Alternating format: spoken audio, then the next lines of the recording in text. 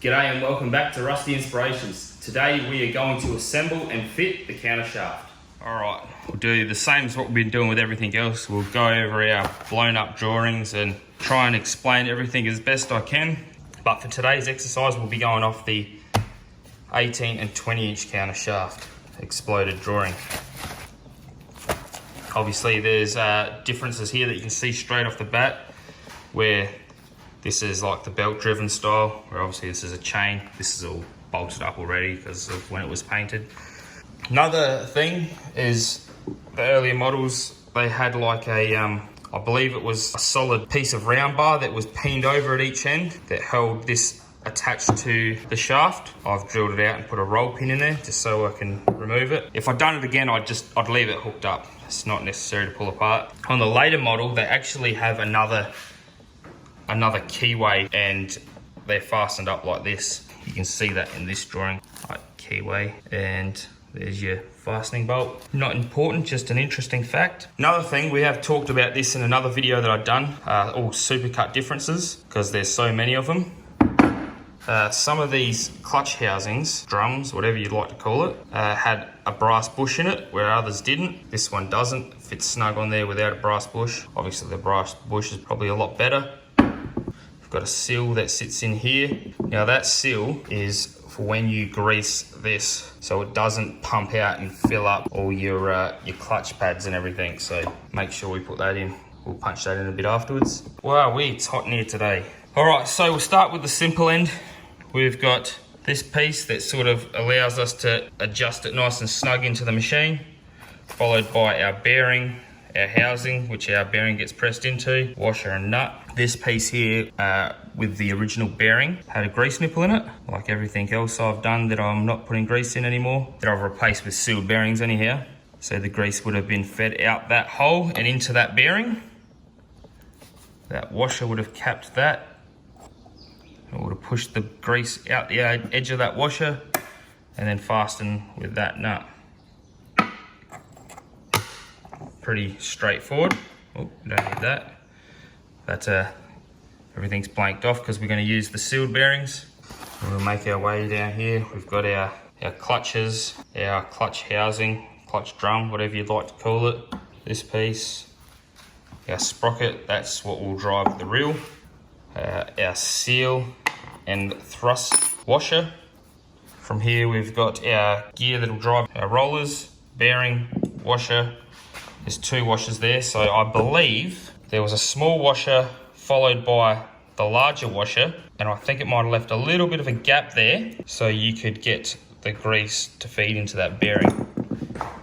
I went and pulled my mate Hayden's apart and that's what I've come up with. However, I'm not sure mine was set up like that. It's not going to be the end of the world because, again, we're running sealed bearings.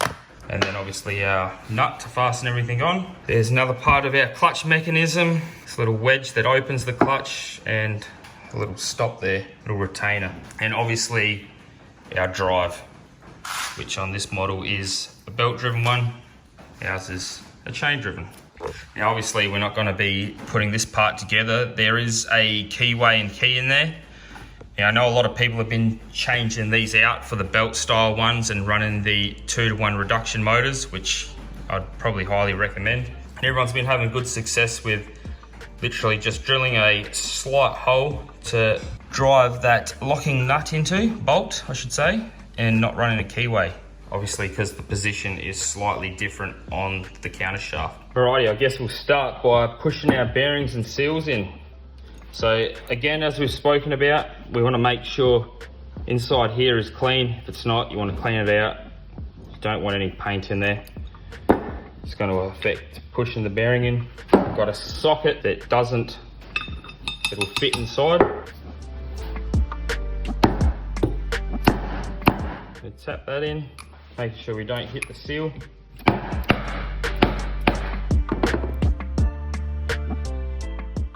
Make sure it all turns as it should.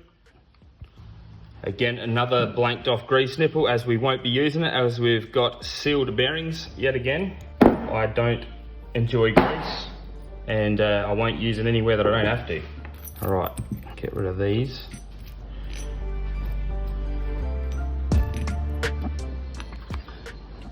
case you wanted to know the bearings on the countershaft, there we have them, all sealed bearings.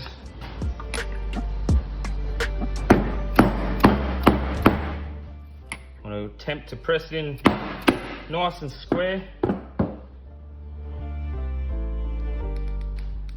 That's all our bearings done. And finally, we've got our seal. I might put these numbers down in the description in case someone wants to get replacement seals along the way.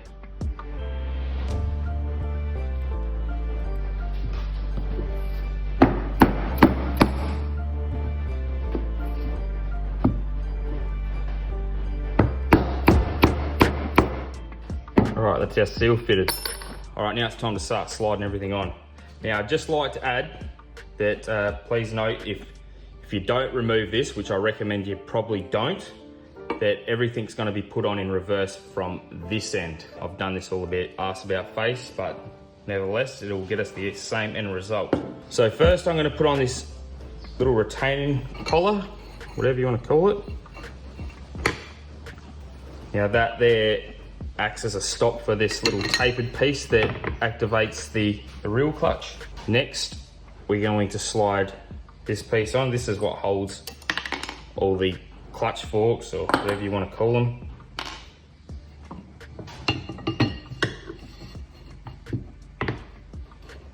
Now I'm going to install the roll pin without wrecking the paint.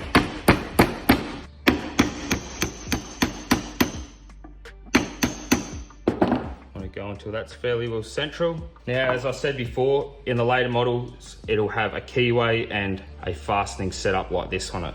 All right, these clutch shoes have been relined at a braking clutch joint in Adelaide. So as you can see here, it's got this little cutout on one side. That is for these pieces to engage in. So they go that way, if that makes sense.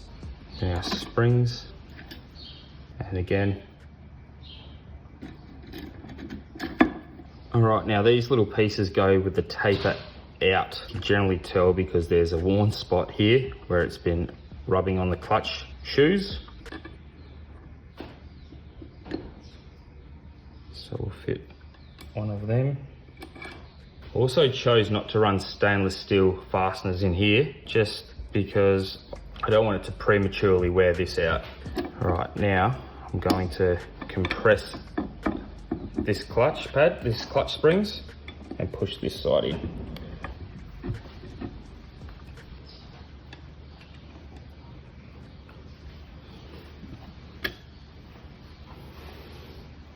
There you go.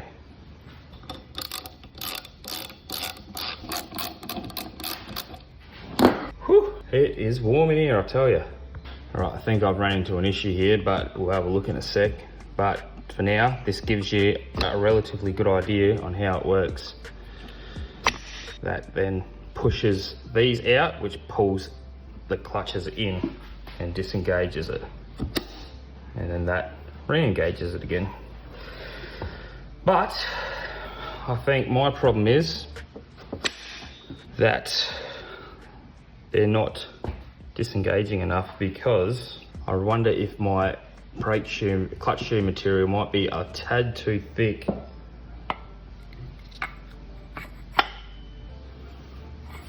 Not sure if I can just get longer bolts in there and sort that issue out. We'll see what we can do.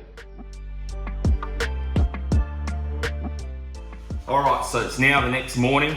Yesterday we had the dramas with the clutch liners being a little bit too thick and would not accept our clutch drum.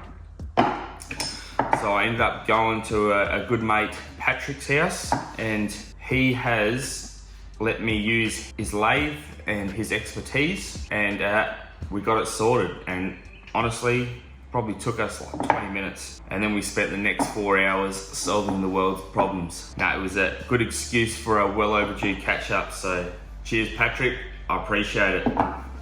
That was a small drama that me mate Patrick bailed me out with. We ended up sticking it in the lathe and machining these down a little bit. Sweet, cheers Pato. Back to where we started yesterday. So we got our shoe pointing out.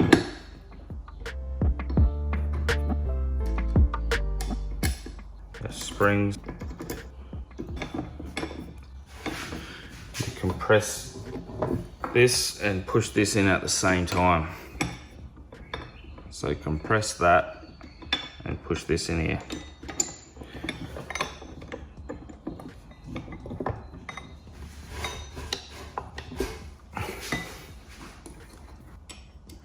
Get our pin in. Alright, now we know this is going to work now because I've tested it, so I might put my split pins in as well. I'm going to push that in to disengage the clutch. I reckon we want to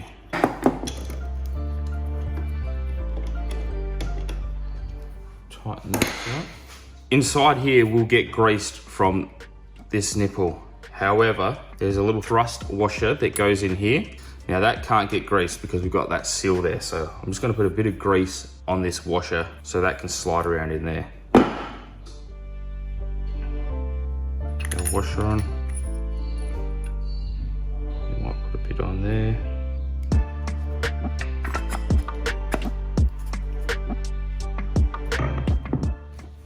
Right, that's still ever so slightly engaged by the feeling of that.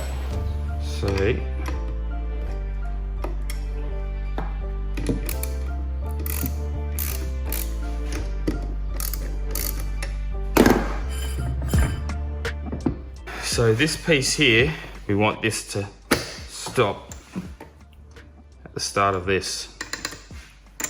So now that's engaged the clutch. That's not turned, that's locked together. That's our clutch done. Engaged, disengaged. Engaged, disengaged. All right, now it's time to start fitting this to the machine. All right, now before we go put this together, we want to screw this piece on. So our hole will be pointing outwards. That's the hole that would have fed our bearing with grease. For now, we're just going to screw that on all the way. All right, now we're going to lift this in place, and then we're going to bring our bearing through in here and just hold that in place. Might stick a couple of nuts and bolts in there and do them up finger tight.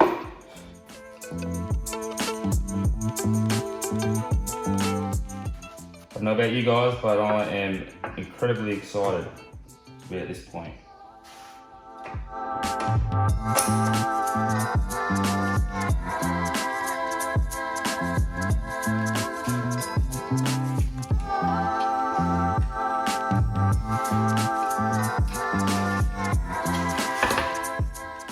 Going to thread our gear on that drives our reel. From here we need to fit our key, wherever it is. Here it is.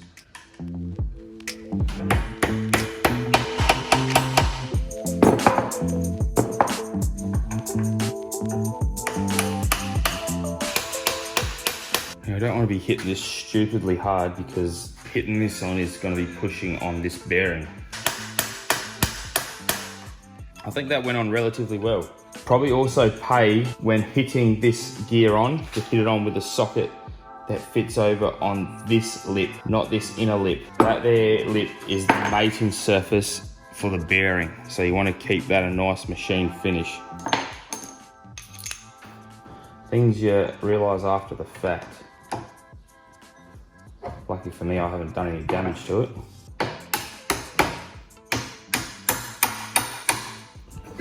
And guess what I forgot? Yep, that's coming apart again. And you all thought this was an assembly video. Now this is probably a good time to remind myself and others to just take your time, make sure you're doing everything right and not forgetting anything like that. That mess up, not putting that in, was like, it cost me an hour, you know? And you know, then you start getting frustrated and you start rushing and wrist breaking stuff, you know, chip and paint and stuff like this. So take your time. It might take a little bit longer at the time, but it will save you a whole lot of pain and heartache in the end. Let's keep moving forward. All right, so back to where we started. Now this piece here, you know, it probably wasn't going to be the end of the world if we didn't put it back in. It was still going to work. I believe it must just prevent grass and dirt getting inside the chain cover. just a little bit tighter of a fit on the clutch drum, and obviously that lip probably prevents it going in there. So we're going to push that on here. Oh man, I feel pretty silly right now, I tell you. Live and learn. Here again.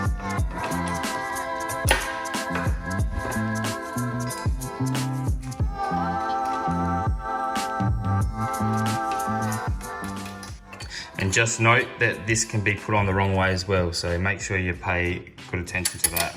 So we've got our sprocket that drives our reel. All right, I didn't state which way this goes on before either, so the way you can work that out is with the old bearing here. Where here, it doesn't allow it to, that little step is what mates on the inner bearing. So we want to put that on this way. I want to make sure it goes on nicely because we are tapping against that bearing on the other side. Don't think that was excessive. Should be fine. Now we've got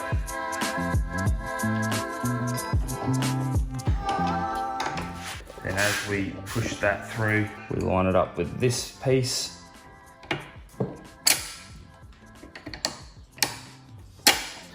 Oh, we might have to cut a bit off of them, eh? We're gonna have to cut them bolts down a little bit. They're a little bit long and ugly. I want to cut a good nut length off of them. Chop them down and clean them up.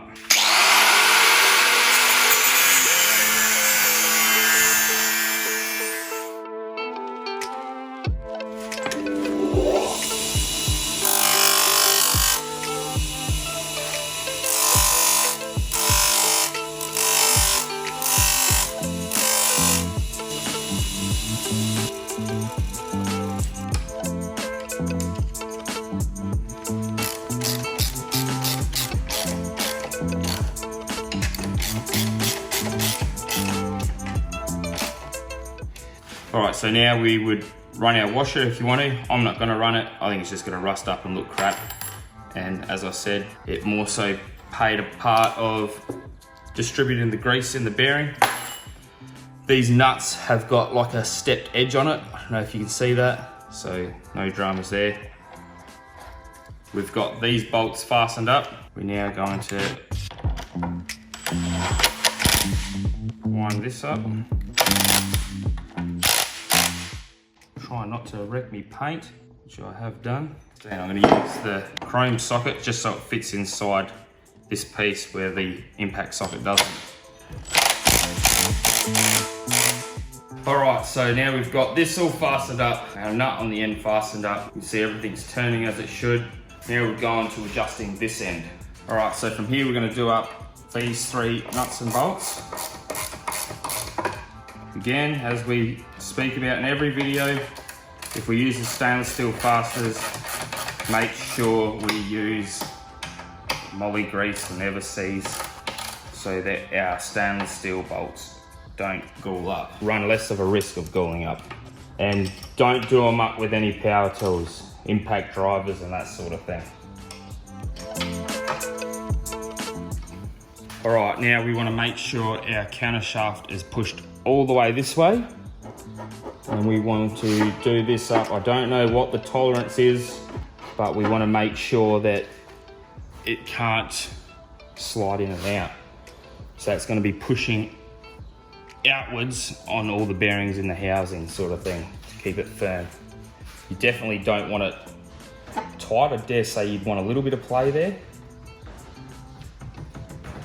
but you don't want it firm and physically pushing the bearings out into the races. Don't know what the recommended clearance is, but I'm gonna say I'm pretty happy with that. I'll keep an eye on it with the first few runs and see how we go. All right, from here we're going to fit this nut.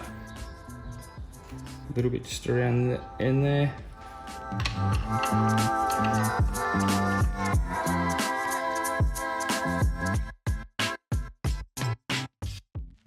Again, chose not to use the washer. You can just see the nice seal there instead of what will be a rusty old washer. Now that nut is done up tight on that bearing and pushing it here, so this will be tight now. You won't be able to undo that and adjust that. Got a little bit of play there. Might be a little bit more than I want, I'm not sure. Maybe I'll crack that off and just do that up a little bit more.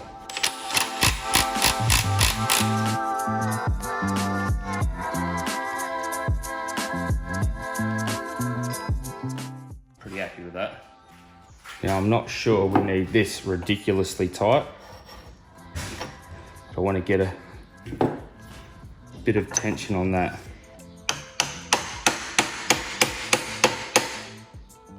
Brass drift so we don't damage anything. I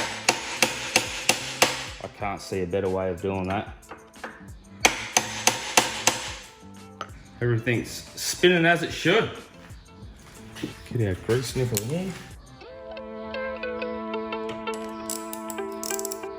Now this is one of only 2 remaining grease points on this whole machine, as everything else has been replaced with sealed bearings.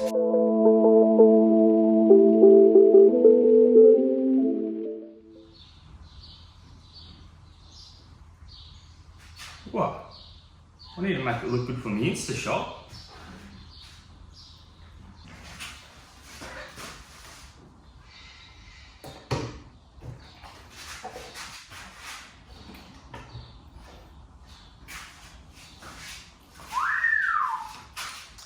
All right, that's not staying on there. That'll be one of the last things that goes on when it's back on the ground. Make it a little bit easier to get it on the ground again. But it's kind of hard to not sit it on there. Man, that's looking good. End up scratching a few more bits than I probably would have liked. These things happen, I guess. An old lad that might be able to sort me out and patch it up. But all in all, not bad for a lawnmower. Have a look at it, eh? She's a pretty fine bit of gear. All right, so had a couple of little hiccups in this one. First thing being the clutch material. Now, I thought I did check that, but obviously I didn't check it well enough. That proved to be a bit of a inconvenience, but nevertheless, with help of me good mate Pato, we got that sorted with no dramas at all. Thanks again, Patrick, really appreciate it. You know, a couple of things to recap on, you know, just take your time. I'm guilty of it. I end up rushing and forget things, and in the end it just ends up costing you more time. So take your time, make sure you're doing everything in order, double check, triple check, quadruple check, whatever it takes. Just try and do it once and do it right. So learn from my mistakes. But all in all, we got it done. It's looking good. Pretty happy with it all. Everything appears to be working as it should. And all in all, I think it's going to be an awesome machine when it's done. So yeah, might not want to use it. But yeah, so if you like the Supercut content, please feel free to like and subscribe, and we'll catch you in the next one. Cheers, legends.